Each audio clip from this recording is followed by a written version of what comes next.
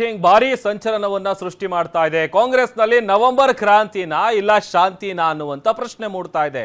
CM Siddaramaiah ಕ್ಯಾಬಿನೆಟ್ಗೆ major surgery ನಡೆಯೋದು ಫಿಕ್ಸಾ?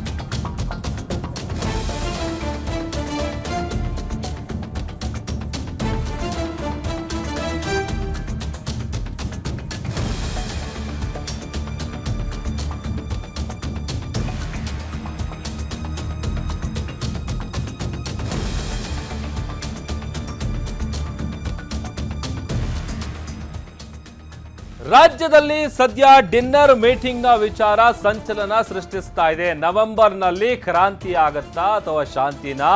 CM Siddaramaiah ಕ್ಯಾಬಿನೆಟ್ಗೆ major surgery ನಡೆಯೋದು ಫಿಕ್ಸಾ? Dinner meeting ಅಧಿಕಾರ ಅಂತ್ಯದ ಮುನ್ಸೂಚನೆಯ?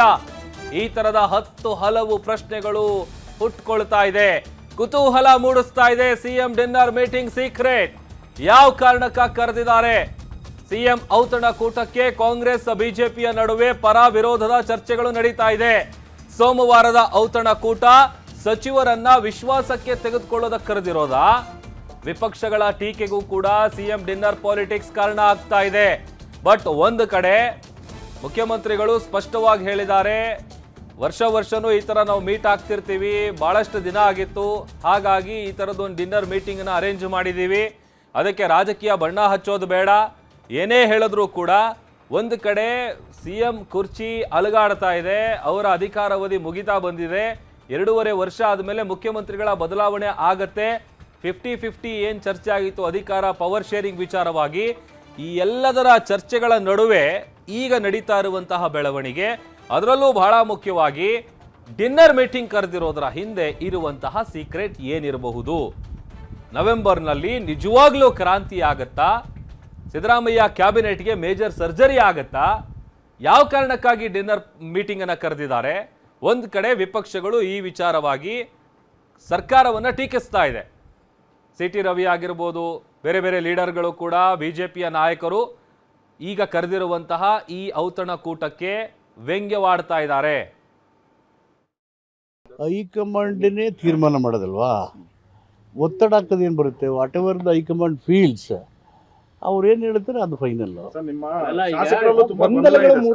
ಗೊಂದಲ ಇದೆ, ಸರ್ಕಾರದಲ್ಲೂ ಗೊಂದಲ ಇದೆ. ಇದಕ್ಕೆಲ್ಲ ಒಂದು ಇತಿಶ್ರೀ ಆಡ್ಬೇಕಲ್ಲ ಸರ್, ದ್ವಂದ್ವ ನಿಲ್ಬೇಕೆ ಹೈಕಮಾಂಡ್? ದ್ವಂದ್ವ ನಿಲುವಿಗೆ ಪ್ರಶ್ನೆಗಳೇ ಇಲ್ಲ. There is no confusion, clarity ಇದೆ. ಏನ್ ಕ್ಲಾರಿಟಿ? ರಾಜ್ಯದಲ್ಲಿ ರೈತರ ಆತ್ಮಹತ್ಯೆಯಲ್ಲಿ ನಾವು ನಂಬರ್ 2 ಇದ್ದೀವಿ. 10 ಜಿಲ್ಲೆಗಳು ಅತಿವೃಷ್ಟಿಯಿಂದ ಕಂಗೆಟ್ಟು ಹೋಗಿದ್ದಾವೆ. ಕೊಲೆ, ಅತ್ಯಾಚಾರ ಅನ್ನೋದು ಪರಾಕಾಷ್ಠೆಗೆ ತಲುಪಿದೆ. ಇದರೆಲ್ಲದ ಸಂಭ್ರಮಕ್ಕೆ, ಅಂದರೆ ರೈತರ ಆತ್ಮಹತ್ಯೆಯನ್ನು ಸಂಭ್ರಮಿಸೋದಕ್ಕೆ, ಕೊಲೆ, ಅತ್ಯಾಚಾರ ಪರಾಕಾಷ್ಠೆಯಲ್ಲಿ ಇರೋದಕ್ಕೆ, 10 ಜಿಲ್ಲೆಗಳು ಮುಳುಗೋಗಿರೋದಕ್ಕೆ ಔತಣಕೂಟವನ್ನು ಇಟ್ಟಿದ್ದಾರೆ ಮಾನ್ಯ ಮುಖ್ಯಮಂತ್ರಿಗಳು, ಅದನ್ನು ಸಂಭ್ರಮಿಸೋದಕ್ಕೆ. ಮತ್ತು ಭ್ರಷ್ಟಾಚಾರ 80% ದಾಟಿದೆ ಅನ್ನೋದನ್ನು ಪ್ರೇಮ ಪತ್ರವನ್ನು ಗುತ್ತಿಗೆದಾರರು ಬರೆದಿದ್ದಾರೆ ಅಂತ ಅಂದಾಗ ಇದನ್ನೆಲ್ಲ ಸಂಭ್ರಮಿಸಬೇಕಲ್ಲ. ಭ್ರಷ್ಟಾಚಾರದಲ್ಲಿ ದಾಖಲೆ, ರೈತರ ಆತ್ಮಹತ್ಯೆಯಲ್ಲಿ ದಾಖಲೆ, ಕೊಲೆ, ಸುಲಿಗೆ, ಅತ್ಯಾಚಾರದಲ್ಲಿ ದಾಖಲೆ, ಅತಿವೃಷ್ಟಿಯಲ್ಲಿ ಕಂಗೆಟ್ಟ ರೈತರು, ಇದನ್ನೆಲ್ಲವನ್ನು ಸಂಭ್ರಮಿಸೋದಕ್ಕೆ ಔತಣಕೂಟ. ನೋಡಿ, ಅದು ಎಲ್ಲದೂ ಮುಖ್ಯಮಂತ್ರಿಗಳಿಗೆ ಮತ್ತು ಹೈಕಮಾಂಡಿಗೆ ಬಿಟ್ಟಂಥ ವಿಚಾರ. ನಮ್ಮನ್ನು ಕರೆದಿದ್ದಾರೆ, ಊಟಕ್ಕೆ ಹೊಂಟಿದ್ದೀವಿ. ಸಚಿವ ಸಂಪುಟ ಪುನರ್ರಚನೆ ಅದ್ರ ಬಗ್ಗೆ ನಾನು ಮಾತಾಡಕ್ಕೆ ನನಗೆ ಅದ್ರ ಬಗ್ಗೆ ಮಾಹಿತಿ ಇಲ್ಲ. ಅದು ಮಾಹಿತಿ ಮುಖ್ಯಮಂತ್ರಿಗಳು ಹೇಳಿದ್ದಾರೆ. ಮುಖ್ಯಮಂತ್ರಿ ಏನು ಡಿಸಿಷನ್ ತೊಗೊಂತಾರೆ, ಪಕ್ಷ ಏನು ಡಿಸಿಷನ್ ತೊಗೊಂತಾರೆ, ನಾವು ಬೇಡಿಕೆ ಇಟ್ಟಿದ್ದಾರೆ, ಪಕ್ಷದೊಳಗೆ ಚರ್ಚೆಗಳಾಗ್ತಾವೆ, ಪಕ್ಷದಾಗ ಹಿರಿಯರಿದ್ದಾರೆ, ಅವ್ರು ಏನು ಬೇಕಾದ್ರೆ ಡಿಸಿಷನ್ ತೊಗೊಂತಾರೆ.